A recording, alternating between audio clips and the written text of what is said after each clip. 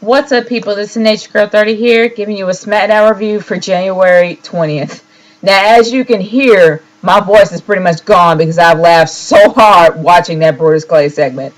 Brodus Clay ended up having a dance-off with Vicky Guerrero, and I could not stop laughing. I know I've been giving some serious hatred to Brodus Clay as of late, not taking him seriously or whatever, whatnot. But I'm gonna be real. The guy was flat out entertaining, and I can't hate on him anymore. I've never laughed so hard in my life, especially when William Regal came out trying to bust a move. And the guy's got rhythm, so I can't hate on him either. But the segment, the fact that he had a dance off with Vicky Guerrero, I think he was just doing some kind of tick like she was being electrocuted. I could not stop laughing. So that's why my voice sounds like this. My voice is gone. But honestly, SmackDown was in Sin City tonight. And for those that don't know what Sin City is, it's Las Vegas. But anyway, I'm not going to lie. The SmackDown really wasn't all that bad. It was actually entertaining. But there were some matches that were dumb. And then there were some matches that were pretty darn good. Now, I'm going to go into the good matches. The good matches, the one that I enjoy especially was the dance-off, like the one I just mentioned. But another match that I really did enjoy, in my opinion, the main event of the night for this match was the tables match. I enjoyed it a lot. This is a feud that should have happened. Forget Randy Orton. And I really wish Randy Orton wasn't coming back at all. But unfortunately, he's coming back next week, so what are we going to do?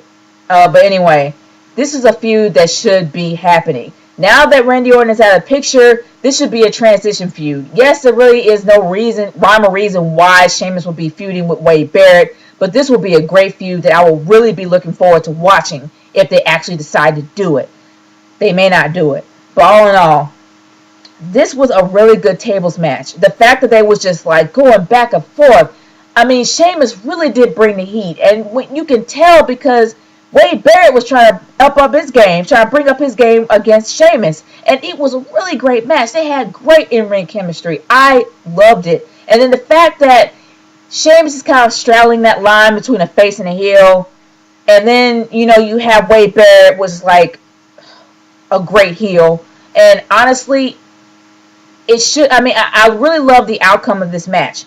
Even though Jinder Mahal shouldn't be there at all. The fact that he's actually having a feud with Sheamus is stupid to me.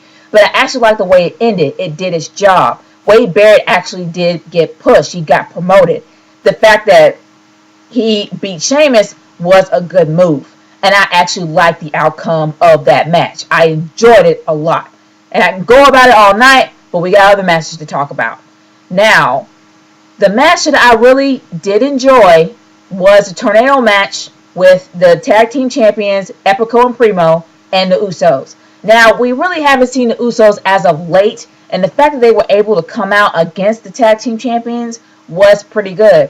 And the tornado match was just pretty much what it was, a tornado. And they really did excel in that match. They have great teamwork, great chemistry in the ring. They work really well together, and the fact that they kind of meshed, they were both kind of the Usos kind of a mix between a high flyer and a brawler. And then the fact that the Epico and Primo, they kind of have they're both high flyers, but then they kind of have that mix between a brawler too.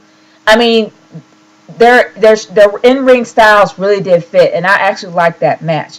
I like the outcome as well because honestly, Epico and Primo really do need to be promoted more as tag team heels, tag team champions as heels, in other words. But all in all, I really do like this outcome, and it really does make me feel that actually trying to do something with the tag team division, which is really, really, really floundering right now. The biggest shocker for me is the fact they really didn't have a Diva segment, but I'm actually kind of happy they didn't because they really didn't need one. There really was no purpose for one. The Divas were pretty much, there was no Divas there. It was just Oksana. I guess she was just being in valet, which is pretty much what she is.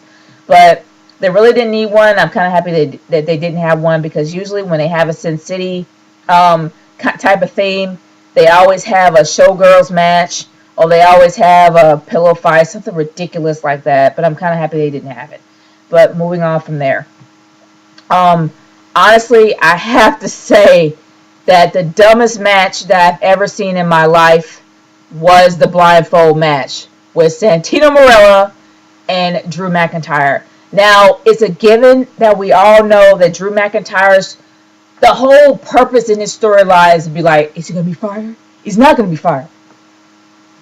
I really do hope that they just get rid of this whole ridiculous storyline. Just try to put him in matches to build him up. Because Drew McIntyre is great in the ring. He's great on the mic. They really do need to put him in a decent feud instead of trying to have him in these random matches saying, oh, I'm not going to be fired. Am I not going to be fired? What am I going to do? The point is that he lost with Santino Marella. It's a given that he's going to be fired. The fact that he lost twice with Santino Marella in a blindfold match was wrong. It was wrong. Half the time they didn't know who each other was. And then even when he cheated, he still lost. I really do hate these ridiculous matches. And the fact that they had a blindfold match, they spent like about 5 minutes trying to find each other. But at least Santino was smart enough to follow the crowd, and I guess it got people pumped doing that. But honestly, if you're not there live and you're watching TV, you're going to think that's dumb. If you're there live, you're going to probably be all and sucked into it. But I really think that it was a dumb match and it shouldn't have happened.